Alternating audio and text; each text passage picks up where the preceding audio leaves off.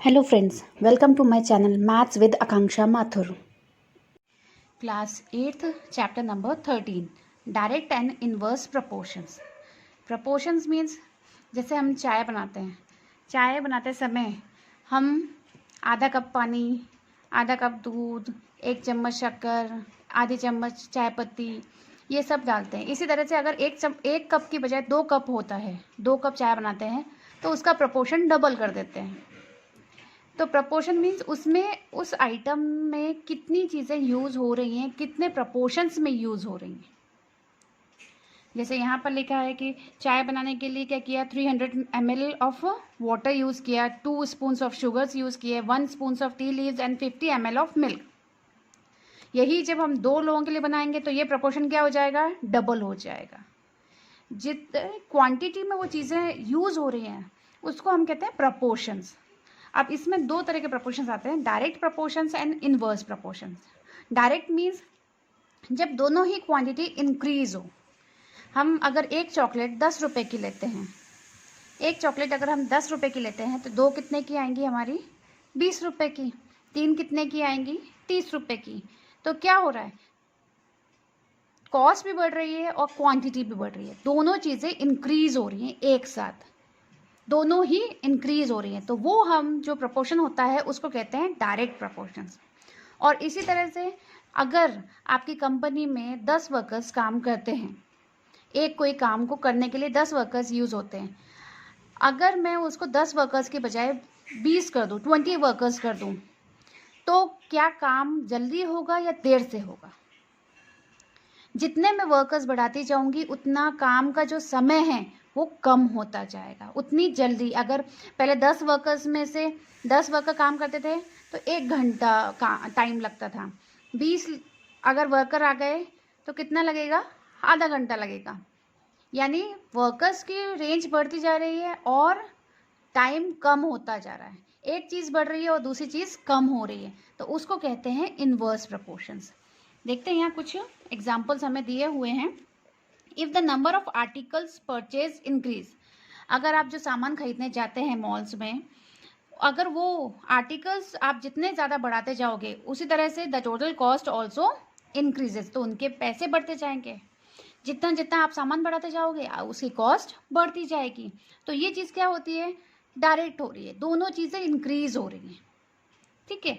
More the money deposit in a bank more is the interest earn, जितना ज़्यादा आप पैसा जमा करोगे उतना ही आपको इंटरेस्ट मिलेगा। इसमें भी दोनों चीज़ें इंक्रीज हो रही हैं, पैसा भी इंक्रीज कर रहे हो और इंटरेस्ट भी इंक्रीज कर रहे हो। थर्ड देखते हैं, as the speed of the vehicle increases the time taken to cover the same distance decreases. जैसे जैसे आप व्हीकल का जो स्पीड है बढ़ाते जाओगे तो जो उनका टाइम जो लगता था, जैसे हम बोलते हैं ना 60 किलोमीटर पर आवर, यानी 1 घंटे में कितना चले, 60 किलोमीटर।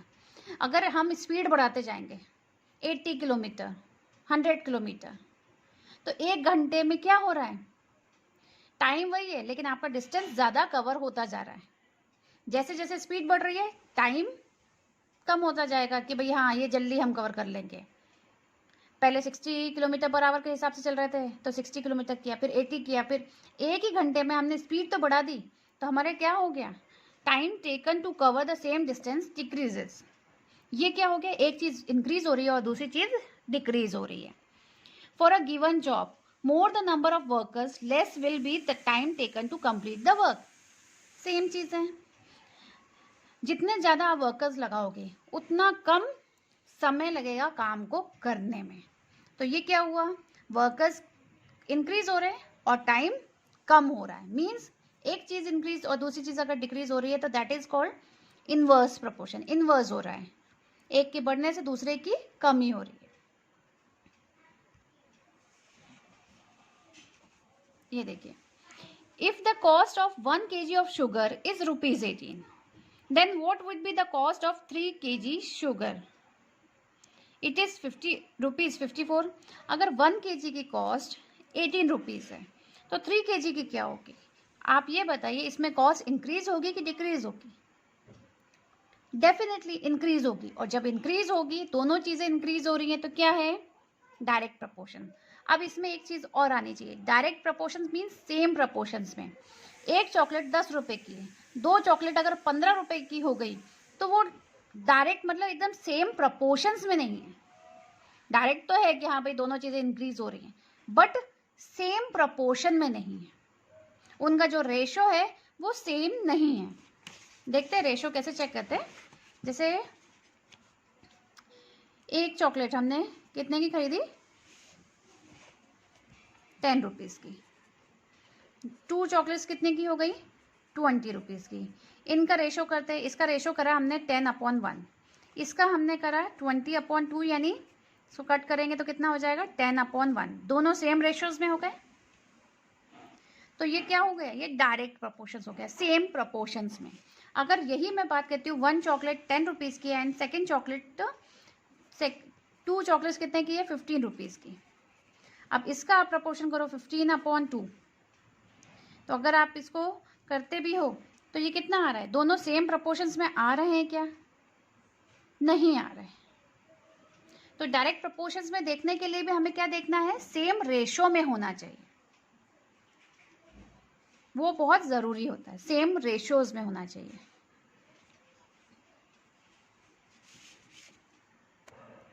अब डायरेक्ट प्रपोर्शंस में फॉर्मूला कैसे यूज़ होता है, जैसे हम जब भी सबसे पहले जब भी हम प्रपोर्शंस का सॉल्व करते हैं तो उसमें मोस्ट इम्पॉर्टेंट है आपको टेबल बनानी। जैसे मैंने अभी आपको बोला चॉकलेट्स की बात करी,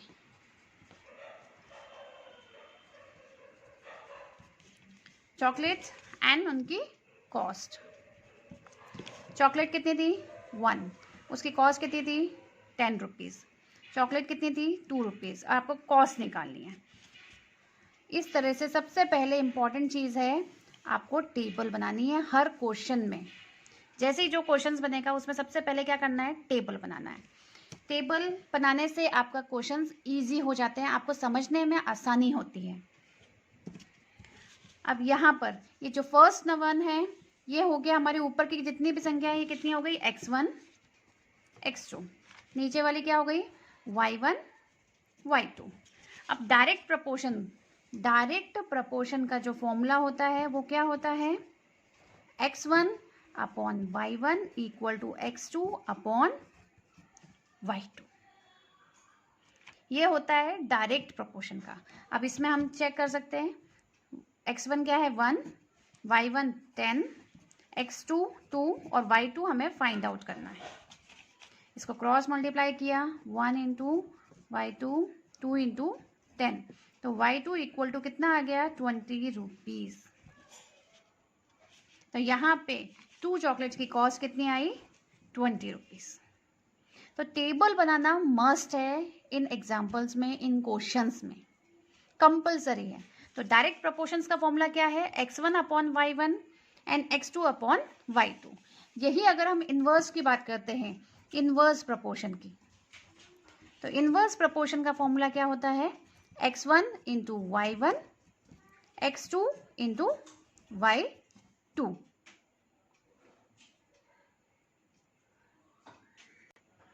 अब इन्वर्स में जैसे वर्कर्स और टाइम का हमने एग्जांपल समझा था। सपोज कीजिए वर्कर्स कितने हैं 10, तो उनको टाइम कितना लग रहा है 60 मिनट्स, तो 20 वर्कर्स को कितना समय लगेगा। अब ये जो चीज़ है ये क्या है, इन्वर्स प्रपोर्शन। तो इन्वर्स प्रपोर्शन का फॉर्मूला क्या होता है, x1/y1 x2/y2। x1 इसमें क्या है 10, y1 60, x2 20 एंड y2 हमें फाइंड करना है। तो 10 × 60/20 = y2। इसको आप सॉल्व करेंगे, y2 = कितना आया हमारा answer 30 minutes. Means 10 workers 60 minutes में करेंगे तो 20 वर्कर्स कितने में करेंगे 30 मिनट्स में। तो ये चीज़ आपको ध्यान रखनी है। डायरेक्ट प्रपोर्शंस में क्या होता है, दोनों एक साथ इंक्रीज होते हैं, और इन्वर्स में क्या होता है, एक इंक्रीज होता है और दूसरा डिक्रीज होता है। डायरेक्ट का फॉर्मूला क्या होता है, डायरेक्ट का फॉर्मूला क्या होता है, x1/y1 x2/y2, और इन्वर्स का क्या होता है, x1 × y1 x2 × y2। अगर यहाँ पे और भी कंडीशंस होती है, सपोज करो यहाँ पे होता 30 वर्कर्स, तो हम यहाँ पे क्या यूज़ करते हैं, x3 y3 कर लेते हैं, x1 y1 as it is रहने देते हैं। अगर यहाँ पे और होता 40, तो हम यहाँ पे जैसे ये x1 है, ये x2, then x3, x4, y1, y2, y3, y4, आप नंबर बढ़ने दीजिए। यहाँ पर x2 y2 की जगह क्या आ जाएगा, x3 y3, x4 y4। Formula वही रहेगा, चीज़ें वही रहेंगी, बस आपको ये पहचानना है कि जो भी आपको प्रपोर्शन दिए हैं, जो भी आपको क्वेश्चन दिया है, वो डायरेक्ट प्रपोर्शंस का है या इनवर्स प्रपोर्शन का है। अगर आपने ये इजीली पहचान लिया कि हाँ भाई दोनों में इंक्रीजिंग हो रही है वैल्यू, तो डायरेक्ट है। जो अगर एक इंक्रीज एक डिक्रीज हो रही है तो इनवर्स है। अगर ये आपने क्वेश्चन में पहचान लिया तो आपको कुछ भी दिक्कत नहीं आने वाली है, आपको बस ये फॉर्मूले पता होने चाहिए बस, और आपका इजीली क्वेश्चन सॉल्व हो जाएगा। यहाँ पर भी x2 y2 की जगह क्या आ जाएगा, x3 y3, x4 y4, x5 y5। चाहे ये कितनी भी कंडीशंस हों, इसमें कुछ भी प्रॉब्लम नहीं आने वाली। ये बहुत ही ईजी चैप्टर है, बस आपको ये खुद अंदाज़ा सही से लगाना है कि चीज़ें इंक्रीज करने पे इंक्रीज हो रही हैं या नहीं हो रही। Thank you. Thank you for watching my channel Maths with Akanksha Mathur.